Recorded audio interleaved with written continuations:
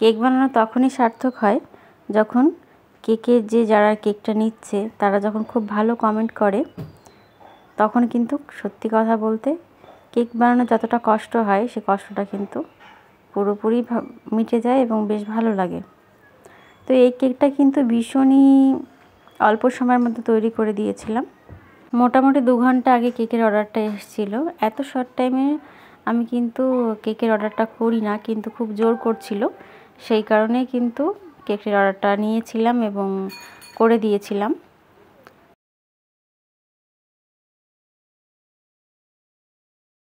সেই কারণে কি ডিজাইন করব সেটাও বুঝতে পারছিলাম, তো খুব সিম্পলের মধ্যে ডিজাইনটা করে দিয়েছিলাম।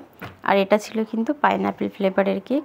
আমার যত কেক তৈরি করি তার ভিতরে কিন্তু পাইনাপেল ফ্লেভারের কেকটা আমার বেশি ডিমান্ড থাকে এবং সারা বছর এই পাইনাপেল ফ্লেভারের কেকটা বেশ ভালো নেয় লোকে।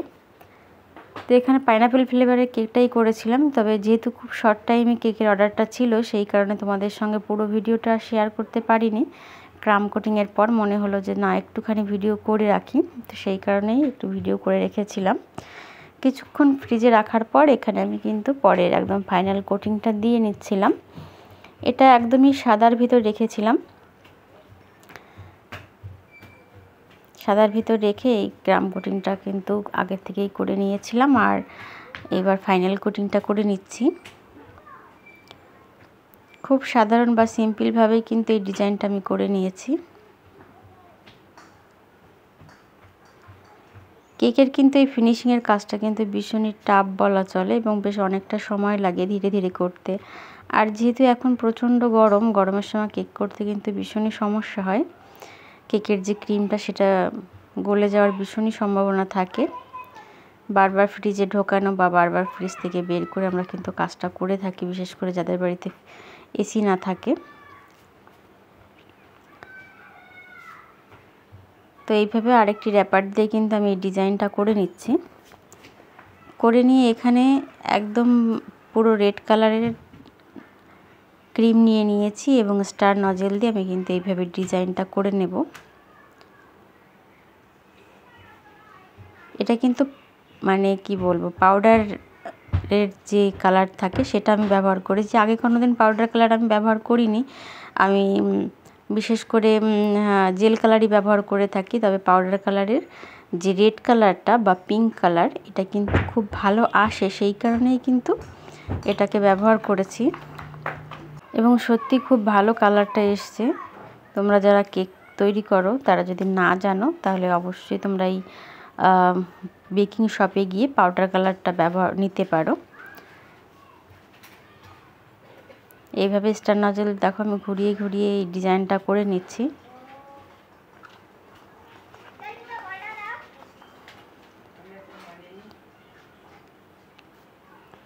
পুরোটা মোটামুটি হয়ে গিয়েছে। এবার কিন্তু নিচে হালকা বর্ডার দিয়ে দেব।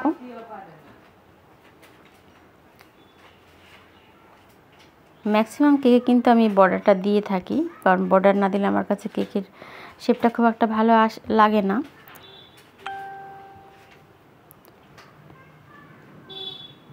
তো এইভাবে বর্ডারটা দিয়ে দিচ্ছি। এখানে দেখো মোটামুটি বর্ডারটা আমার দেয়া হয়ে গিয়েছে। এবার এখানে কিছু আমি এই যে এডিবেল যে কার্টুনের মোল্ডগুলো থাকে সেগুলো আমি বসিয়ে দিয়েছি এখানে। এগুলো কিন্তু খাওয়া যায়, এগুলো এডিবেলই একদম পুরো। তো এবার এরপরে দিয়ে দিচ্ছি সামান্য কিছু সুগার বল দিয়ে মোটামুটি আমি একটু সাজিয়ে নেব। যারা আমার এই ফেসবুক থেকে দেখছে ভিডিওটি তারা অবশ্যই ভালো লাগলে লাইক কমেন্ট শেয়ার করে দিও, এবং যারা ইউটিউব থেকে দেখছো তারা আমার চ্যানেলটিকে একটু সাবস্ক্রাইব করে দিয়ে পাশে থেকো। এবং ভিডিওটি কেমন লাগলো তোমরা কমেন্টে জানিও। খুব তাড়াতাড়ি সিম্পল কেকটি তৈরি করেছি, তোমাদের ভালো লাগলে অবশ্যই জানিও।